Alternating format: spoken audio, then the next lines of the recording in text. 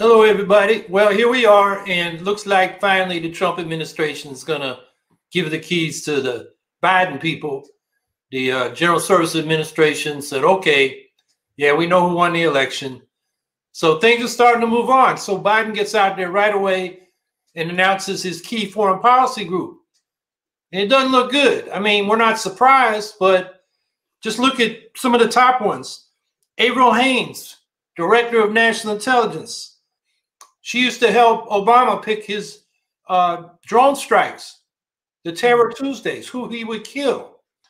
And then, you know, when they didn't want to look back at the Bush administration for torture, she was part of that. So she helped cover that up. And then you got Anthony Blinken, who's been around Biden forever, and he's going to be Secretary of State. And his distinguished career includes supporting the invasions of Iraq and Libya. Not, you know, what we're talking about when we talk about, you know, building peace, making friends instead of enemies, providing aid instead of arms. And then we got John Kerry, the so-called peace candidate from 2004, who said he could fight the Iraq war better than George Bush, as the big climate envoy. He's going to be on the National Security Council representing climate interests, supposedly. We got to look at what he's been doing the last 3 years. He had a group called World War Zero. It involved not just Democratic elites like him, but Republican elites like John Kasich and Schwarzenegger and a lot of top military people. I mean, they are using climate as a pretext to advance U.S. interests around the world, including our oil and gas interests. That was what he did in the top of the Biden administration. He's pro-fracking after years towing the Democratic line that maybe we aren't going to build more domestic nuclear power. He became pro-nuclear at the end of the Obama administration. And of course, you know, Biden is pro-nuclear, which is a total waste of resources, not to mention dirty and dangerous. You can build a lot more clean power for the same money in solar and wind. So I'll stop there. You know, that's not a surprise. We knew that Biden's whole history has been he's a corporate war hawk. He's bringing back the corporate war hawks that have run Democratic administrations in the past. And so we got our hands full. So happy Thanksgiving. I don't know what else to say. Angela, what do you want to talk about? I think that's absolutely fitting. You know, look, because this is the week that, you know, and I want to go ahead and qualify this, that,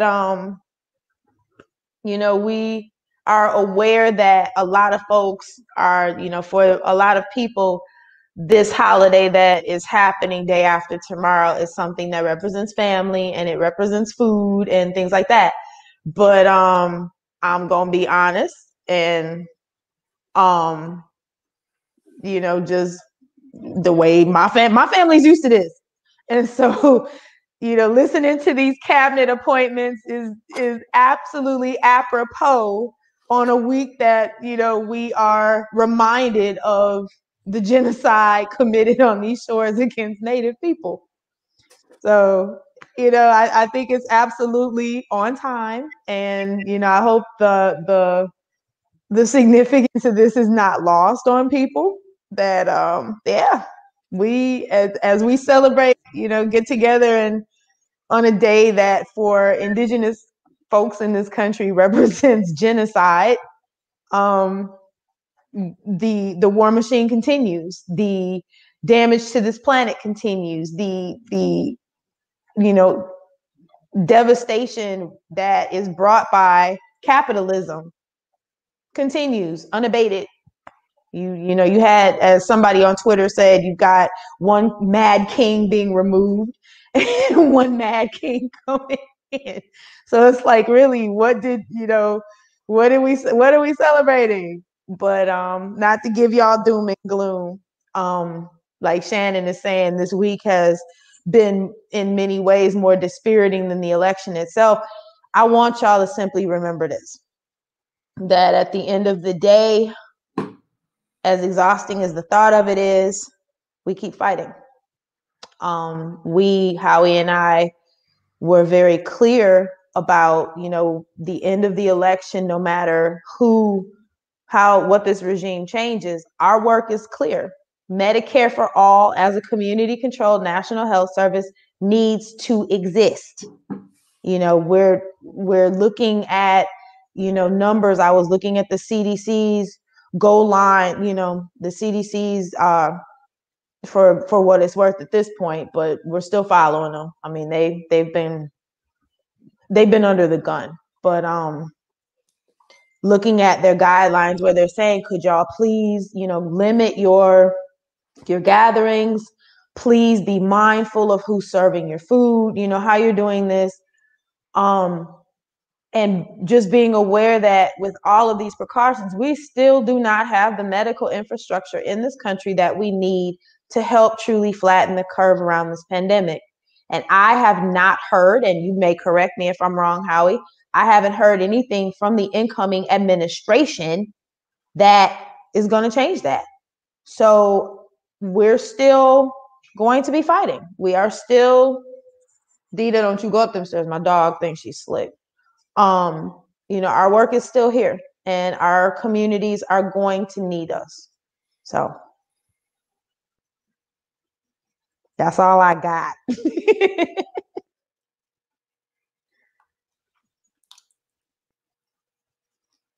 And I'm looking at y'all's comments.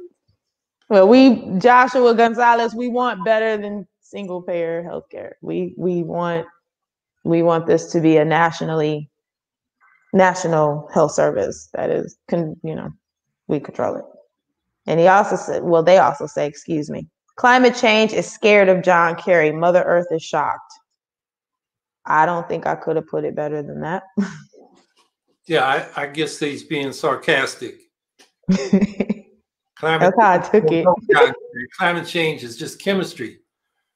And, you know, despite the COVID slowdown, we increased the average carbon dioxide in the atmosphere by 3 parts per million.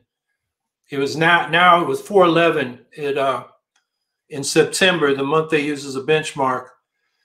Last year it was 408 something.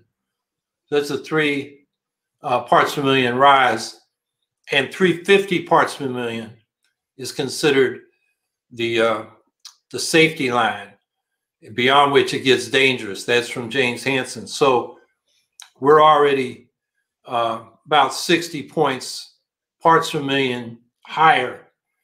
So we not only have to stop putting the carbon out, we got to start drawing it down out of the atmosphere by restoring habitat and forests and soils. And, you know, the last International Panel on Climate Change report said if we have any hope of staying below 1.5 degrees Celsius rise in temperatures, we have to cut emissions in half by 2030. But the emissions have kept going up since that report came out 2 years ago. And the thing about the Biden administration is they're saying vaguely net zero emissions by 2050. They don't have any goals short term. And that's scary. So I'm scared. I don't think climate change is. Hey, Kenneth. At my last Green Party state meeting, we discussed our power to strike if we have to settle for a McConnell, quote unquote, skinny bill. How do you two feel about that? And how do you think that it could work? Well, there have been unions saying they were ready to strike over an attempted coup by Trump, which turned out to be a paper tiger. I mean, these people, I've never seen such a clownish group going to the courts. And they got thrown out because they didn't have any facts by conservative judges. And, you know, the military won't go stand for a clown like Trump, you know, staying in power. He would have had to call out the National Guard. And I know that Angela and I are veterans. I talked to a lot of veterans. Even the conservative ones were saying they ain't having that. So we got all wrapped up in that. But what was the original question? Got to leave it up there because I got off on a tangent. Oh, yeah. So labor was talking about striking in case of a coup. How about we strike for the relief we need? instead of letting McConnell be the co-president, which is what Biden's going to let him do. You know, labor, if it wanted to, could have a lot of power. And when they were talking about strike in the case of a coup, you know, the younger, smart labor leaders like Sarah Nelson or the flight attendants was saying, you know, we don't have to off strike. We can strike in the strategic industries like, you know, UPS, which the Teamsters have organized, that makes the goods move, and a few others, you know, strategic spots, and then the rest of the labor movement can support those strikers. That would be great. The problem is Trumka and the top brass have, it's the last thing they want to do. They're running scared, which means, that's why I'm wearing this t-shirt today. You know, the Troublemakers and Boat Rockers Union, the Global Local. This is the t-shirt of Labor Notes, which is a network of rank and file labor movements.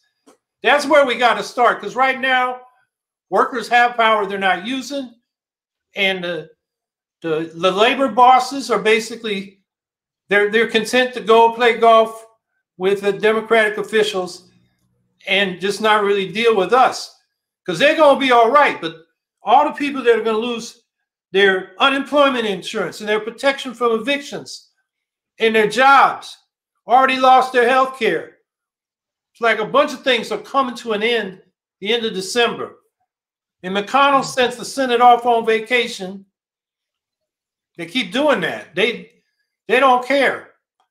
So, you know, workers have the power, but the problem is the labor movement, as it's now constituted, has no intention of exercising it. Although I will note that just last week, the Vermont State Labor Federation did talk about going on strike if there's a coup. And Trumka's response was to chill out. So there's a whole movement we need to have within the labor movement. Slogan of this Labor Notes Network is, let's put the movement back in the labor movement. I miss my Troublemakers Union hoodie, man. I looked at your shirt when we started. I was like, I miss my hoodie. And, you know, just thinking of not only that, I'm thinking of Guatemala. I mean, has anybody been paying attention to what's happening in Guatemala? Like, them people is like, we are not having the mess. See, like, I got my hoodie. They're not playing. I miss mine. I had the blue one. You just made me want another one. But yeah, I mean, thinking about, you know, Guatemala, them people, they're not playing. Like, look, you want to impose all of these austerity measures on us when people are already hurting, burn it down. You know, they're not playing. And so I'm just thinking of, you know, with your question, Kenneth, and thinking about, you know, the way that we do things in this country versus, you know, other folks, they've had enough. And so, you know, it's just something I'm paying attention to.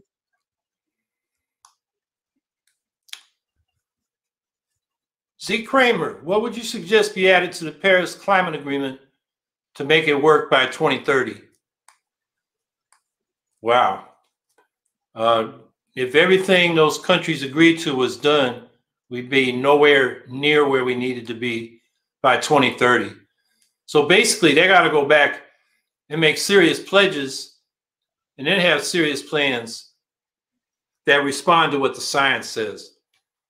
You know, the goals they set out in Paris are not binding on countries. They just said, here's what each country said, here's what we'll do. And collectively, as I recall, you know, they would, according to the best estimates of science, temperature would still rise, I think, 3.5 degrees by the end of the century, which is a total disaster for the climate. Well, for the biosphere, because agriculture would be in deep trouble in our ability to feed ourselves. So I think that's what we need to do is when they get back together, the next summit is in Glasgow next fall, I believe. And we got to demand that they make binding promises and then go back home and develop real plans to achieve those promises. Hey, Carneal. Carneal Cash Humphreys is asking us, what do you think about the other third parties, libertarians, etc.? I mean, my short answer is they have a right to exist just like we do. I mean, you know, there's a lot of different folks in this country. And, you know, one party, two parties, we're not covering all these folks. So, I mean, you know, third parties, whomever they are, you know, we would, and not only that, what would we look like being like, you know, outside of the duopoly ourselves and looking at other parties and saying, you don't have the right to exist. There's room for all of us. I would just add, we're in the Green Party because we have a different platform than the others. And so, yeah, every party should have, we should have proportional representation. So every party gets representation and power in proportion to the support they have. Instead of this winner-take-all system where in any district, whoever wins the plurality gets all the power and everybody else gets none in the legislative bodies.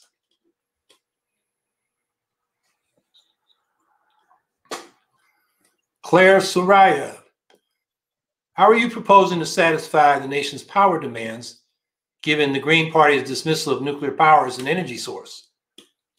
Well, that's simple. Nuclear power has been the most disastrous industrial enterprise in the post-World War II period. It can't pay for itself. It's creating waste that is very expensive to quarantine.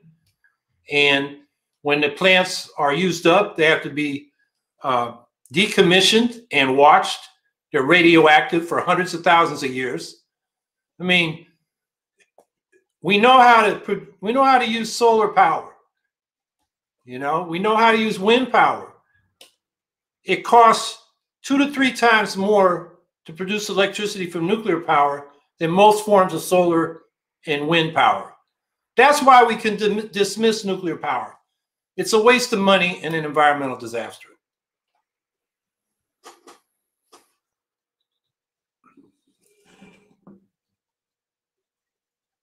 Hey, Zeke. That's a dang good question right there. Do you think green public transportation connecting the U.S. to the rest of North America is important? Yes, absolutely. I think that, you know, one of the most exciting pieces in our platform, you know, with the eco-socialist Green New Deal is the revamping of our public transportation systems in this country. And what I'm thinking about also is like how many rural areas, you know, are not connected through public transportation that could be. And so, you know, for me personally, being a public transit advocate, as long as I have been, and I probably will be for like the rest of my life, I think that it's absolutely important. I think it's crucial to getting people, you know, moving in ways that are, you know, and connected to resources in ways that are clean and green. And, you know, it's something I personally would like help work on. Howie? Yeah, we got to electrify all forms of transportation and shift from individual vehicles to rail transportation. You know, between the 1890s and the 1930s, we had the whole country, at least the East Coast and Midwest and the West Coast, network in some of the, you know, areas in between, network with light rails, trolleys in the cities and towns, and narrow gauge rails between the cities and towns. I mean, I knew a guy, I ran for Senate in 2006 here. He was in his 90s. He lived down in New York City. And he said, you got to bring back what they called the interurbans. And he described how as a young man, this would have been, I think, in the 1920s, with a working class income, he could get on light rails, take them out of the city of New York, and then get on the interurbans and go anywhere in New York State or on into the Midwest. It was very cheap and very efficient.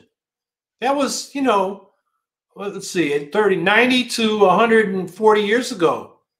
We had the system. That could be built very quickly. And then we could start building high-speed rails between the big cities to reduce air traffic. And then we can convert a lot of the freight transportation to electrified freight rails. It's a whole big construction project. Our eco-socialist Green New Deal budget costed it out, creates a lot of jobs. You want to get the economy going out of this coronavirus pandemic, there's a great thing to do. And it'll be good for reducing carbon emissions and putting people back to work. And basically also, you know, roads and individual vehicles take up so much space in urban areas, they keep us apart, and it's dangerous. You have fewer vehicles, less parking, more green space in our urban areas, more ability to walk and bike to each other. The car has really been disastrous. And the thing about, you know, rails is that it's collective. And, you know, this, you know, it's shared. It's something we do in common. And that'll bring us together. I mean, the car, sure, it gives you freedom. You know, there'll still be a role for individual vehicles.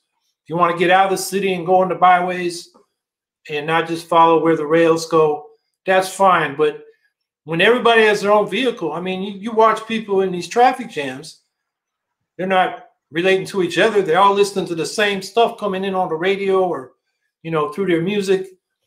And these big media corporations are controlling what they're all hearing. So they're all atomized and getting the same message. And they're not talking to each other. So anyway, that's just a little short essay on what's wrong with the individual automobile as a primary way to get around. So yeah, green transportation, we for it. Eric, oh, you got it. In both of your opinions, how likely is a violent revolution? None of us want it to come to this. You want to start, Angela? I saw that question in the chat, and just thinking about where we are as a country right now.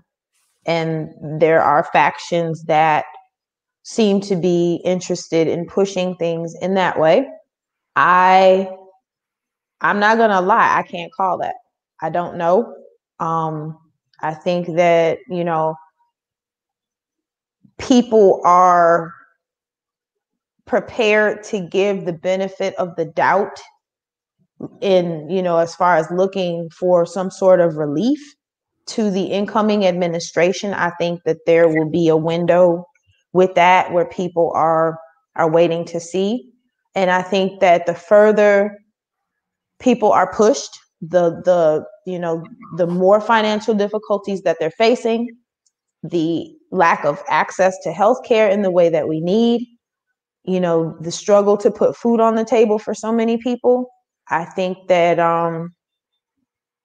this incoming administration had better act like it's paying attention.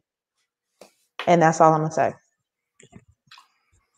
Well, I would say our movement's got to take nonviolent action. It's not like we're going to get together an armed force with the support of the people and we're going to overthrow the U.S. military. That ain't going to happen. That doesn't mean we don't have the right of self-defense.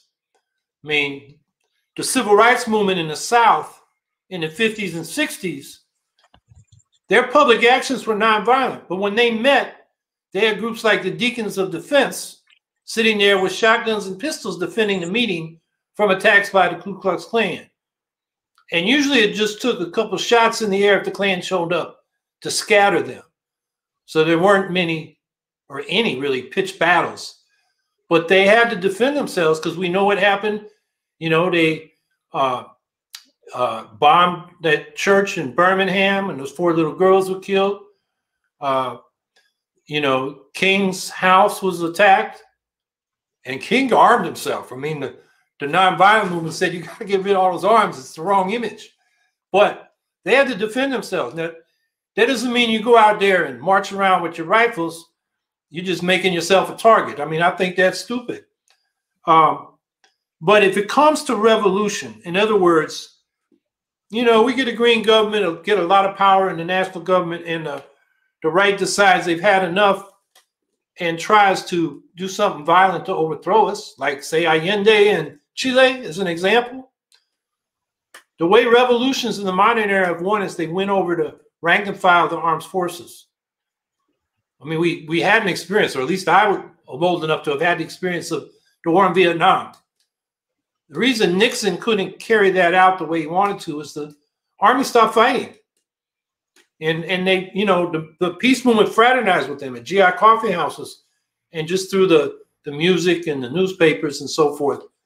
And, you know, and the soldiers were draftees, and they decided, you know, they didn't want to fight the Vietnamese. They wanted to go home. And so that's a case where the government couldn't carry out a policy. You look at the revolutions in the Philippines, Iran in the 70s and 80s. You look at Tunisia and Sudan, you know, in the Arab Spring recently. And what happens is you have massive nonviolent action, and the rank and file and armed forces aren't willing to go out and slaughter people. And Tunisia, they got a change in the regime. Sudan, they kind of got a joint thing between the movement and the military going on. We'll see how that works out. But in those cases, and we were talking about this earlier, the real power we have is if they move on us, we strike. And then nothing moves. They can't even get the ammunition made for their rifles. I mean, the power of labor in the end is more powerful than all those guns, because they can't do anything without us. So I think, you know, we want a nonviolent revolution. We have the right to defend ourselves. But anybody that thinks they're going to, you know, get their AK-47s and go take on the U.S. Marines and beat them is out of their minds. No, and I like what Sandy said in the chat, that we need to message that this is a class revolution. You know, it really is a David versus Goliath situation. It is the people versus the corporately controlled government. And it absolutely is. And I think that, you know, and I've said this any number of times, I think that in this year where so many things have been, you know, made unavoidable, you know, folks can't ignore these things anymore. I think more people are aware of that now than I've seen, you know, I think in my entire adult life.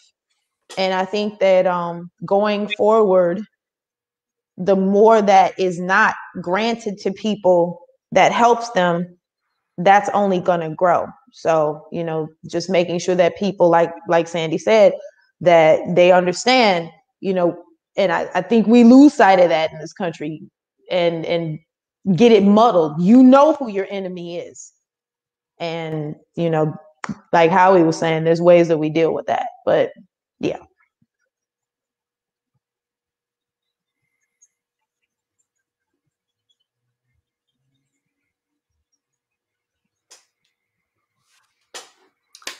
C. Kramer, would you support a bridge connecting us to Russia, connecting Asia to North America? The Bering Straits, it's like 50 miles. I don't think I do, because, you know, I know the Eskimos up there, they call themselves Yupik. I mean, they speak the same language on both sides of the Bering Strait, and they use kayaks. We got boats. I don't think we need to emphasize roads so much. And I also think, you know, one of the things we want to do in terms of a Green New Deal is have each, you know, large country or continent be largely self-sufficient in basic production. So you don't need the roads to transport goods or rails to transport goods so much. But when you do, you know, shipping them on the water is pretty efficient. We just got to develop ships that are not dependent on a combustion engine. And that can be done. Hey, Jennifer, I was just looking for your question. Angela, should identity politics feature in class consciousness? Yes. And I say that simply because one of the problems that and I'm speaking for myself, one of the problems that I've encountered in the past on the left is this willingness to reduce everything that we are up against to just class. And those of us who are members of marginalized communities are aware that it is not just class that oppresses us. We're oppressed on a bunch of different levels. And so I understand, you know, and I've been seeing it in the chat that folks, you know, first thing they throw up is, ooh, identity politics. But my gentle pushback is this: if I did not have to fear the erasure of my life experience, of all of these other factors that come into this work with me, if I did not have to be concerned about that, I wouldn't constantly need to bring that into the room. But because this erasure happens, you know, I stand at the intersection of being working class, of being, you know, a cisgender woman, of being queer, of being, you know, a parent. All of these things come into the room with me, and they all inform the work that I do. And none of those parts of me, no one should be asking us to leave behind pieces of ourselves to make ourselves more acceptable to them. So my strong feeling on it, and people can feel how they want to about it. It is what it is. But if you're asking me, yeah, our identities do matter. Our identities should be present in the work that we do, and our identities influence the things that we fight for and how we fight for them. And those things are valid. Good question.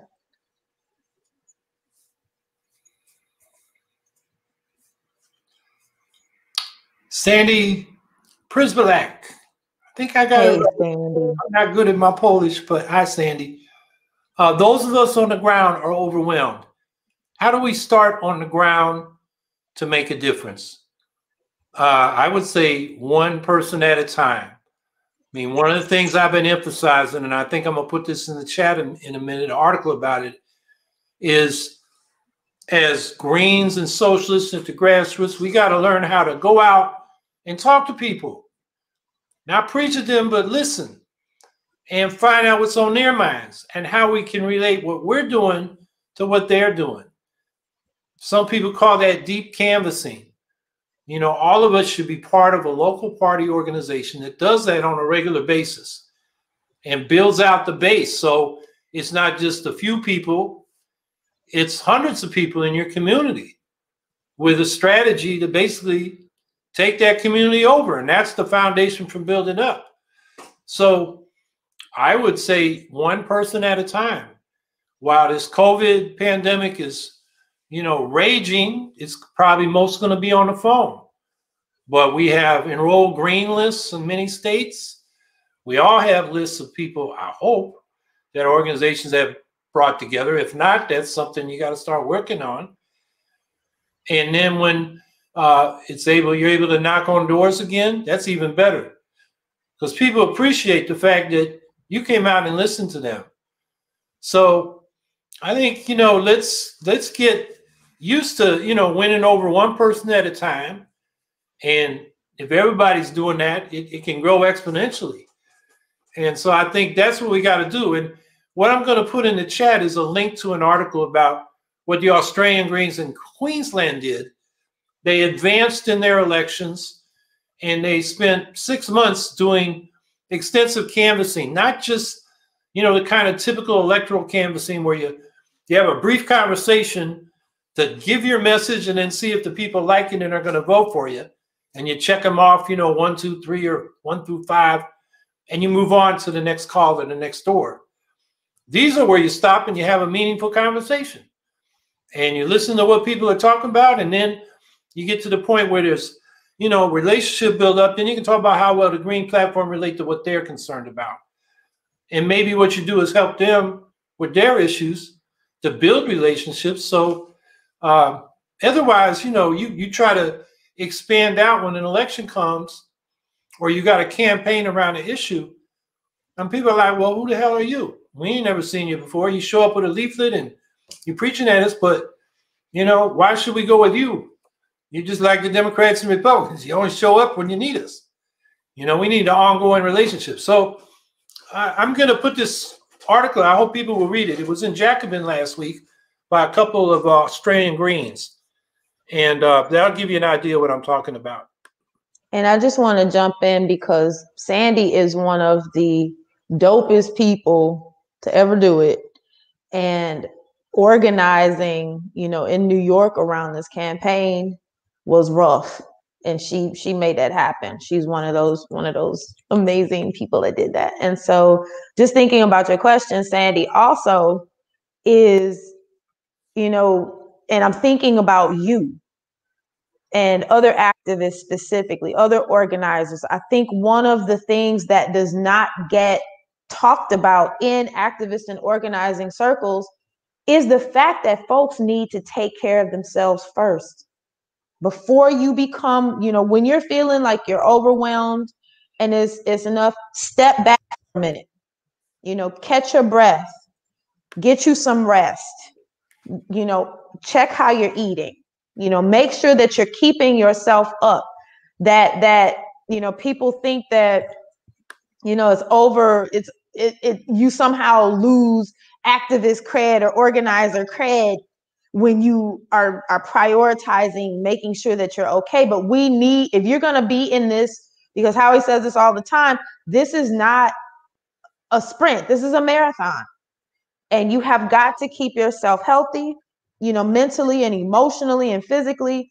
And so, you know, I would also add, you know, while we're doing this work, make sure that you're taking care of yourself. Step back, you know, take a breath, make sure you're getting rest, things like that. You know, that sounds soft to a lot of people. I'm not worried about that. It is what it is. Our people burn out. And if we're going to run this race for the long haul, make sure that you're prioritizing taking care of yourself as well.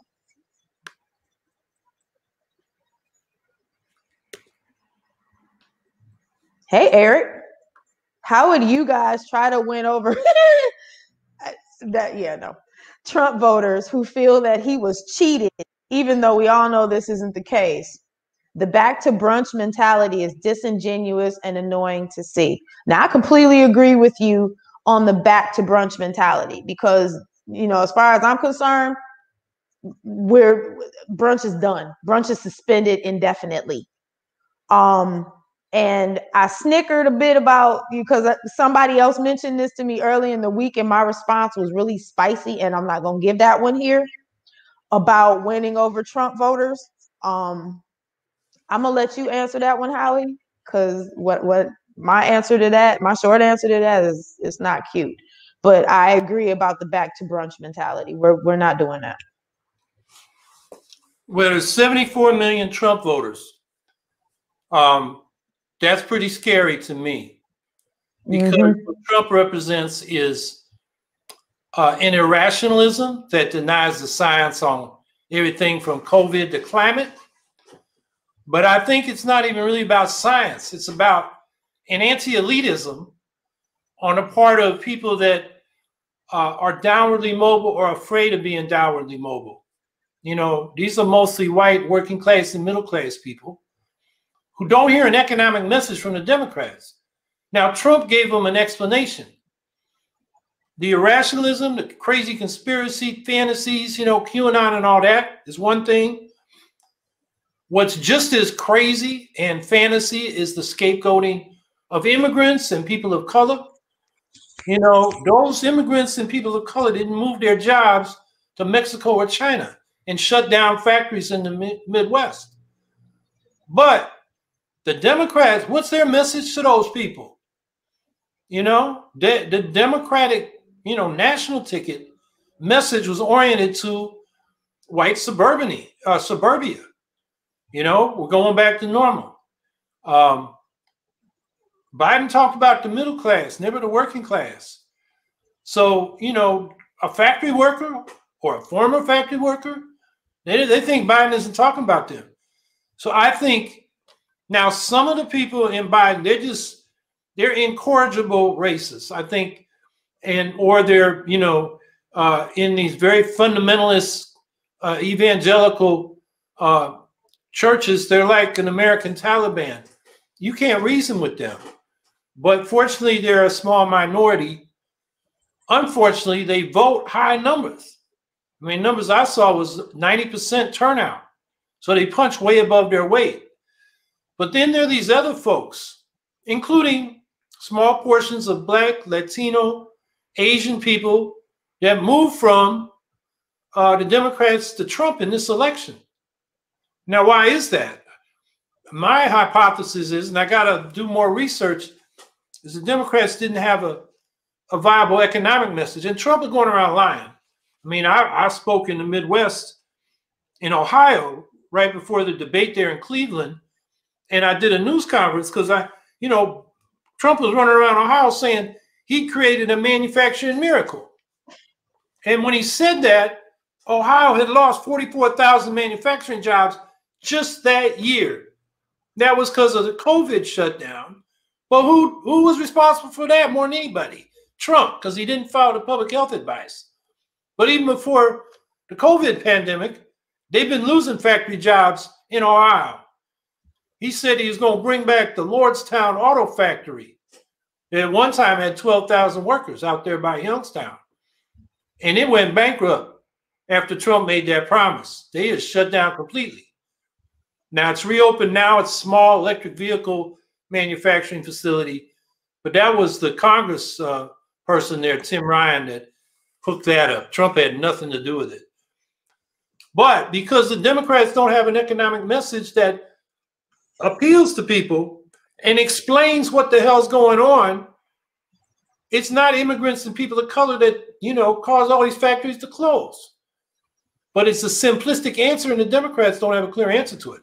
So I think, what we got to do when I talk about this deep canvassing, the article is now in the chat.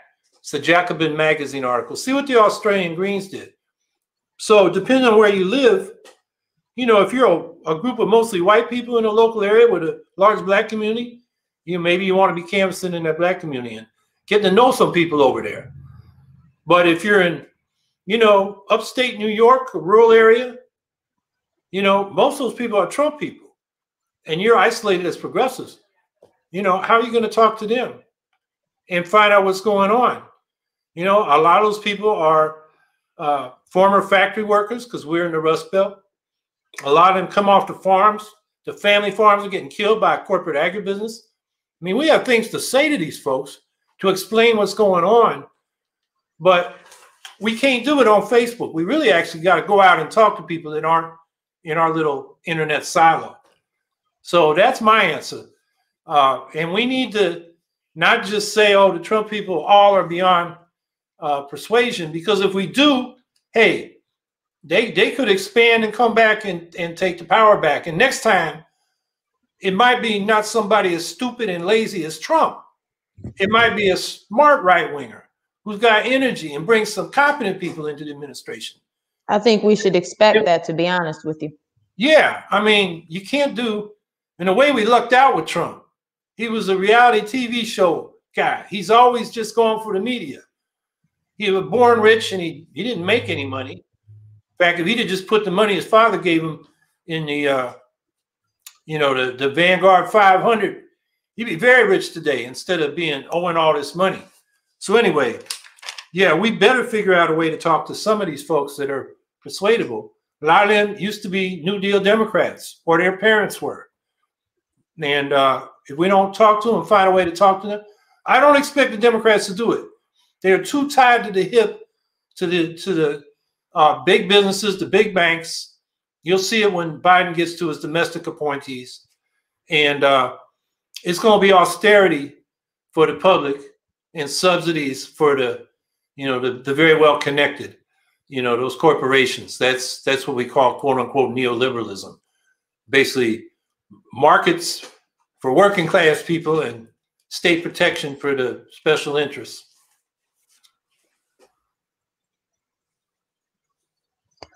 All right. If I butcher your name, baby, don't blame me for this. It's been a long day. Zara Salsabila. Howie, what's your opinion about fast fashion? I don't have one. I don't even know what fast fashion is. Can you school me, Angela? Ready to wear stuff is referencing, if I'm not mistaken, and Zara, please correct me if I'm not hitting this on the head. My understanding is you're asking about where we stand on sweatshop labor. and the exploitation of workers around the world to create cheap fashions, things that we're wearing. We don't support sweatshop labor. We are not only are we union folks, we believe, not just in workers' rights for people within these borders, but also around the world. And, I would even go a little further in just thinking about myself and the fact that, and we're wearing these things. I wear this stuff and I am made complicit in a system that I don't support because I need to have something on my back. And, it's not acceptable. And, when we're talking about workers' rights, we're not talking about just the rights of workers in the United States, because a lot of this happens overseas. And there's been so many abuses of those workers, folks being, chained into sweatshops and things happening, and people can't get out and they're dying. It's just ridiculous. And so, my short answer, and, Mr. President can elaborate, but my short answer is no, we do not support the exploitation of workers within these borders. We certainly do not support the exploitation of workers around the world. Fast fashion is an indictment of capitalism. And Howie? Yeah, now that you describe it, I recently read an article about fast fashion and how it depends on sweat labor, sweatshop labor. And so, yeah, it's my opinion of it is it stinks. And we need to, well, again, that gets back to labor organizing so that people in the textile industries and the clothing industry have the power to get a decent wage. And beyond that, the power to decide what kind of products they're going to produce. In a ecologically sustainable society, we would make clothing to last instead of, wear a few times and throw away. Be more efficient use of resources and energy. And so, then the things we make would become, and this is something socialists were talking about in the 19th century, like William Morris, that production would become like art, craftsmanship. You make really good products and then they last. But because it's not production for profit, but production for use, it makes sense. And actually, if we're producing something that lasts longer, has longer use value, which means you're richer when you've got it, and we don't have to work as much to produce all this stuff. So fast fashion is going the wrong direction in all those respects. And you just made me think of the fact that, like, that craftsmanship, I mean, that's such a beautiful point. The craftsmanship built into those things. We want that again. How many times, at least with, old school people like myself, there's certain things that, I want quality cotton, locally made stuff that, is not going to fall apart when I wash it 5 times. And, the places where you can get those things in this country are dwindling. And we need to be able to support those, but it's priced out of the range of a whole lot of people. So, it's a real mess, but yeah.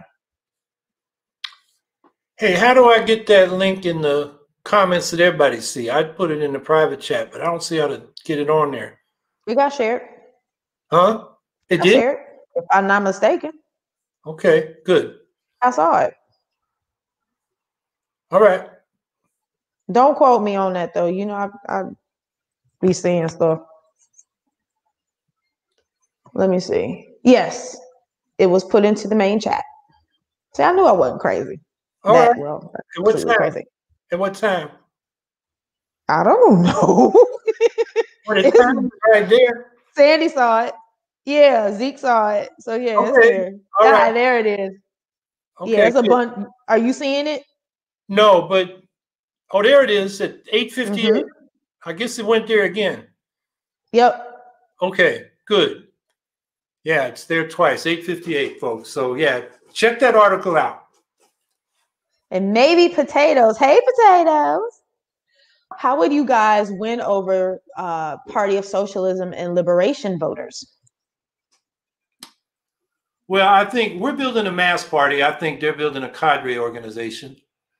And we're about solidarity with people all over the world, working people and oppressed people. And we don't have the position of the enemy and my enemy is necessarily my friend, which I think PSL does in some of these authoritarian governments, because they're in conflict with the US. They want to support these governments. We don't have to support oppressive governments overseas. We need to support working class and oppressed people and stop the US from, trying to change regimes. That's where we probably agree with the PSL people. We just don't go on and then say, you got to support, say, the Kim dynasty in North Korea as some kind of so-called socialist country when it's autocratic, family, patrimonial state.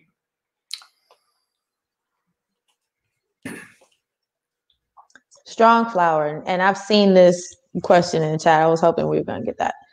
As we agree that marijuana should be legalized, and we do, should nonviolent crimes be separated and dealt with differently than violent crimes in regards to law enforcement?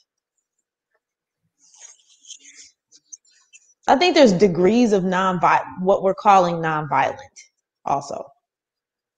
That was pointed out to me. I've got, people that are close to me who work in prison abolition.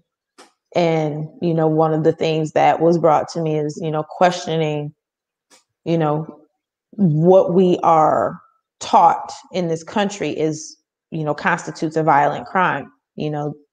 Throwing a rocket at an armed police officer, is that violence? So it was just something that I was thinking about with that. Well, I think in the way the laws are written, they try to draw a distinction between, nonviolent and violent crimes. But the problem is in the enforcement and the definition. Somebody commits a rape or a violent assault, and beats somebody up real bad is not the same as throwing a rock at what somebody might see as a symbol of authority, a police car. Although if it hits somebody, it could inflict violence. So, all those things are degrees, and the law should treat different acts differently, no doubt. The problem is the enforcement. And right now there's enormous, particularly racial bias in enforcement of the law, whether it's the officer on the street or the lawyers and the judges in the courtroom, and even the juries. Give you an example of institutionalized racism right here in central New York. Black Panther Party used to say, we want a jury of our peers, like the Constitution says. And for black folks, that's black folks if they're living in a black community. Syracuse, predominantly people of color. But when people go to trial here in the county system, the jury is drawn from the whole county, which is the city's half people of color. The county is probably about 1/6 people of color, and they're all living in the city pretty much, which means you get an overwhelmingly white jury within the city. Now, if you live in one of the towns in the county, the jury pool is only that town. Mostly white folks judging white folks in the towns. But in the city, it's mostly white folks from the county judging black folks and other people of color in the city. And that is a bias in the system that, Greens have tried to raise here. We haven't been able to get much traction on it, but that's an example of institutionalized racism. And so I think the law in theory covers that, but it's in the practice that we got a big problem. And I'm looking at this piece in the chat, and I'm going to say this for the record. Healthcare is supposed to be free, period. Moving on. Cole Funk, hey, sweetheart. Ballot Measure 2 just passed here in Alaska, which establishes ranked choice voting. Are there any plans for the Green Party here in Alaska now that we have a ranked choice voting system? Well, the Green Party in Alaska, frankly, needs to be reorganized. The guy who became the chair basically had a primary, which we don't know who voted in, and gave the nomination to Jesse Ventura and put him on their ballot, which is in violation of their affiliation agreement with the Green Party of the United States. So that first has to be dealt with. And then, you know, you guys in Alaska, and we're willing to help, need to organize an Alaska Green Party where the members actually control it. And yeah, you have ranked choice voting. There's one problem with what was adopted in Alaska is that you have a primary where the top four vote getters go on to the general, which means you could have a primary where the Greens don't get their candidate to the general because they're a minor party. But aside from that, if you do get to the general, then it's a ranked choice, and that is a advantageous position for a minor party like the Greens, who are often called the spoilers. In ranked choice voting, you can vote for what you want without worrying about helping the candidate you like the least. So I think the fact that it passed in Alaska gives Alaska Greens a real opportunity to run credible, competitive campaigns going forward.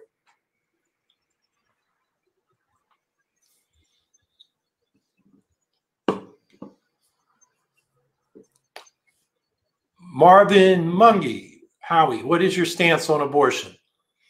I think the Roe v. Wade framework was a good decision, which gives women the, you know, freedom of choice in consultation with their doctor, and sets up, you know, a series of through the 3 trimesters as to you know, how you can exercise that choice. So I think that's a good decision, and we should support it, and Congress should codify it so the Supreme Court can't take away that right. Pregnant people have the right to bodily autonomy. End stop.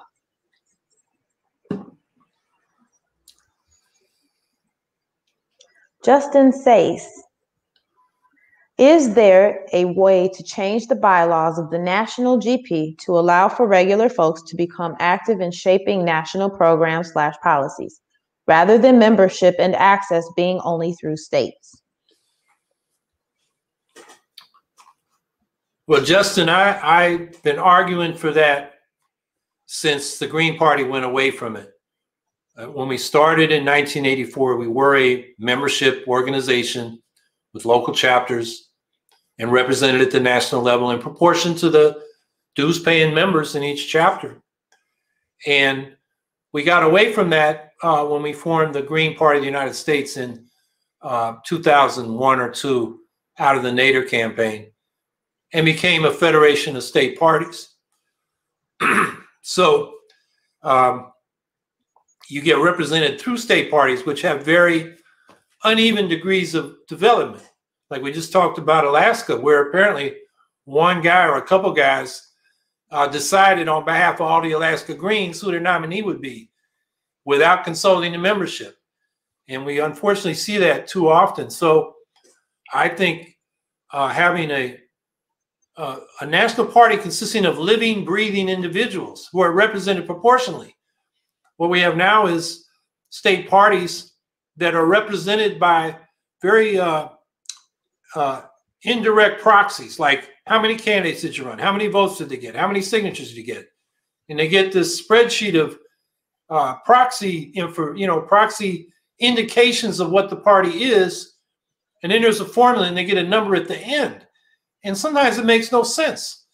Like the Texas party, I think their representation in the national structure increased by 3 times. And it was based on previous elections, but the Texas party had lost their ballot line and demoralized, had basically dissolved. And suddenly they had 3 times the representation. Now, controlled by them was the Republican Party in Texas decided, well, the Libertarians are on the ballot, so we're going to put the Greens on the ballot. And so they changed the threshold from the previous election. The Greens are back on the ballot, and the Greens in Texas came back to life. But the point is, if you don't have a party based on living, breathing members who can speak for themselves and elect representatives and hold them accountable, you end up with what we got, which is kind of hard to figure out. So I'm all for that. And I think that's where we got to go. And the way to get there is start practicing that in your locals, in your states. And when most of the parties doing it, then we can change it at the national level. Ernest Pena. Hey, sweetheart. Why do you think libertarians have been getting more popular recently than the Green Party?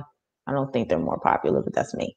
Can we attribute that to funding or Democrats trying to monopolize the left or something else? Well, I think the libertarians, they got a hardcore. I think they're near their ceiling, but they really believe in their point of view. The problem with the Greens is the problem with the broader progressive movement, in that when the Republicans are in power, then they say everybody's got to get behind the Democrats, even though they're corporate war hawks at the national level. So people swing to the Democrats. We do better when the Democrats are in power or coming out of power, like 2016, 2012, that was Obama. 2096, that was Clinton, as opposed to when Republicans are in power. So the libertarian right is very hardcore. The progressive left, I'm not talking about the radical left, the independent socialists and Greens, but the progressive left is kind of soft, and they aren't committed to their principles. I mean, if you're a progressive and you voted for Joe Biden, you voted against Medicare for all. You voted against the Green New Deal. You voted against reordering federal priorities from the military to social and environmental protections.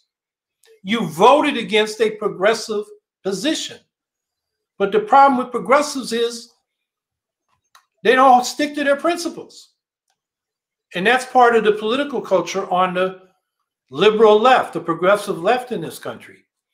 I think that explains why the libertarians, and it's not recent, it's been that way, you know, for at least a decade.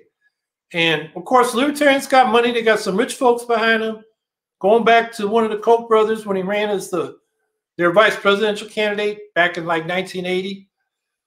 You know, they have some money, and they also have a group of think tanks and whatnot.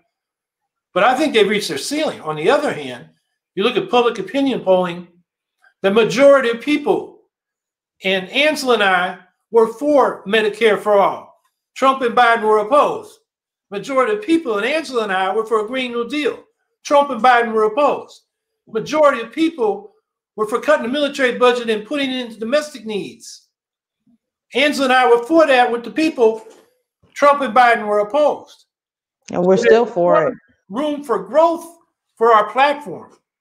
The problem is we got to get out the idea that we need independent political action. You can't, if you take that platform into the Democratic Party, look what happened to Bernie Sanders. He got elected, I don't know, like 12, 14 times to mayor of Burlington and in Congress and in the Senate, running as an independent. And then he twice ran as a Democrat. And the Democrats closed ranks against him. That was running for president, and he lost. And everything he ran for, Biden, you know, they rejected it. They had their unity working groups. You read the document that came out of there, it was all Biden and no Sanders. The problem is we got progressives, so-called, you know, the Sunrise Movement. They keep declaring victory when they got defeated on the climate issues. Same thing with the labor movement. I mean, there's so many of these progressives, they do this happy talk when they're getting their butts kicked and we're losing. I mean, they got to face the fact that they're not going to get what they're talking about through the Democratic Party, which is run by the corporate war hawks. So anyway, that's my answer. We have a lot of room to grow, but the left has got to speak for itself, act for itself independently.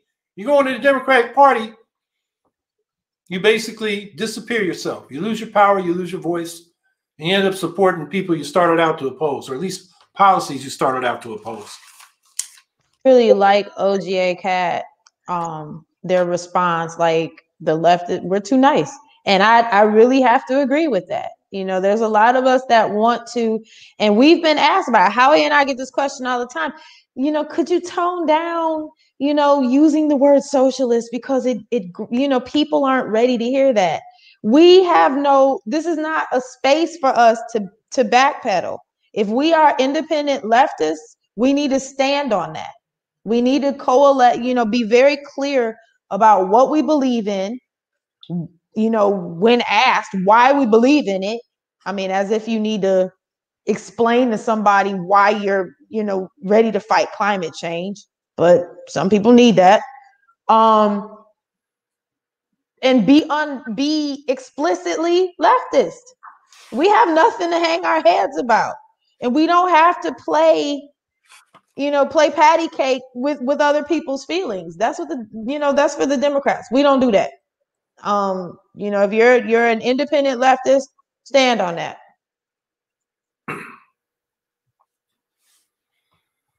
And we're getting the cane from our boss. So, final thoughts, Mr. President. Oh, one more. Leo Scott, what is the difference between populism and socialism? Well, that's a complicated question. If you go back to the 19th century populists in this country, between the Civil War and 1900, for them, socialism was another way of saying populism. You know, there were leading socialists that were principal writers for the populist movement. And, you know, the populists put socialist demands out there, like public ownership of utilities and infrastructure. And of course, they attacked monopoly. That was a big part of the populist movement.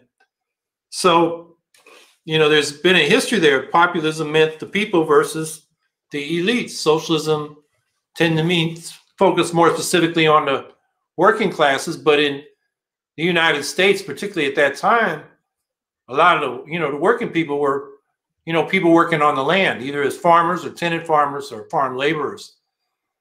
And they tried to build an alliance between the industrial working class and the rural laboring classes.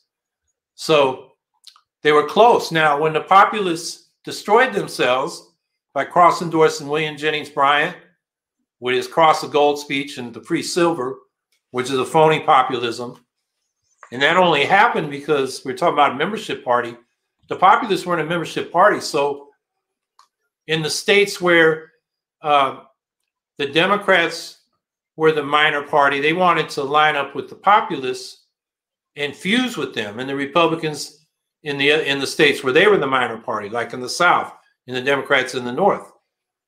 And those people, the people that wanted to do fusion, outvoted the real populists at the 1896 convention. And so they cross-endorsed William Jennings Bryan, and that was the end of the People's Party. But a lot of the populists who were independents then got involved with the Socialist Party that was formed in the next election cycle with Eugene Debs. Now today, I think populism wants to talk about antitrust activities and social programs that benefit regular people, but not about the traditional socialist program of social ownership and democratic administration of the major means of production. And I think that debate is going on right now on the left today. So that's the way I would summarize that, where it stands now.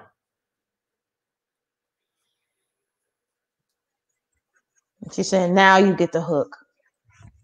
So final thoughts, Mr. President? Well, I hope people read that article about what they did in Australia and think about, what independent politics means. It's not a tactic you pick up or drop, in each election. It's a principle. It comes out of a real experience. In Europe in 1848, and these revolutions spread to Latin America and Canada, working class people were fighting for the franchise. along with the rising professional and business classes, against the landowning class. And the landowning class decided to cut a deal with the professional and business middle classes and cut out the working class. So then, you know, the working class decided we need our own party to speak for ourselves. And that's still true today. We go into the Democratic Party, run by these corporate warhawks, they're going to take us for granted unless we have our own ballot line with our own program. So I hope people will think about that. And the other thing is the COVID-19 is spreading like wildfire. You know, the charts, you look at the charts, it's just shooting through the roof. So people got to be careful out there. I know the advice is, you know, don't see your family physically. We got these Zoom calls. I'm going to be Zooming at family from across 5 hours of time zones because I got people in Hawaii as well as here on the East Coast. So that's the way we got to do it, and really take care of yourself, because when we finally do get the vaccinations out there and we can go back to normal, we want y'all still to be with us. So be safe. Yeah, and I'm just gonna piggyback that. I need y'all to be safe, to take care of yourselves as much as you possibly can.